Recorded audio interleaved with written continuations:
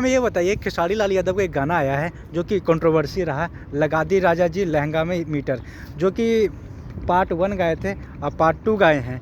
अब बताइए, जो जो अश्लील गाना गा गा के नेता बन गए हैं, बाद में उनका बहुत विरोध भी होता है। अब हम बताओ, मीटर लगा रहे हैं, रिमोट से उठा। अभी ना वो बोले थे कि जो अश्लील गाना मैंने पहले शुरुआती दौर में गाया था फिर गा दिया। हाँ, मीटर लगा दिया दूसरा। ये लोग कभी नहीं सुधरेंगे और इन लोग का एक बहाना होता है। भाई गाओ तो खुल के गा, बोलो हाँ गाते हैं हम ये करते हैं, क्या इसमें बुराई है? सीधा उसको ढंग से एक्सप्लेन करो ना। अभी तुम बचते भी हो बोलने से कि नहीं हमने नहीं किया अश्लीलता, हमने नहीं फैलाई नहीं फैलाई।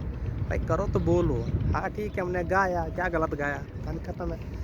पर आप दूसरी तरफ उसका बोलते कि हमने शुरुआती दौर में गाया उठने के लिए, फिर उसके बाद अभी पॉलिटिक्स में आया वहाँ से हार गया तो फिर कुछ भी गा रहे हो कमाने के लिए, तो ये गलत है। नहीं तो फिर तो दोगले वाली बात होती है कि आप अपने ज़बान पे नहीं हो, कुछ भी बोल रहे हो। अगर गा रहे हो तो सीधा बोलो कि हाँ हम गाते हैं, इसमें गलत क्या है, इसमें क्या ऐसा मैंने गलत गा दिया, मीटर है ये है वो है, हमारी कल्पना है, कभी कल्पना है, ठीक है।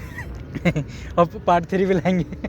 पार्ट 3 लाओ 4 लाओ, पर बोलो एक्सेप्ट करो कि हाँ हमने गाया है, आगे भी गाएंगे। तो क्या ये नेता जैसा, पर एक दायरे को रखो, सीमित रखो कि हाँ पर ये नेता जैसा काम कर रहे हैं, गाना गा के मीटर, लहंगा में मीटर, चोली में मीटर। तो ज़बरदस्ती कैंडिडेट खड़े हुए थे और फिर हटा भी दिए गए।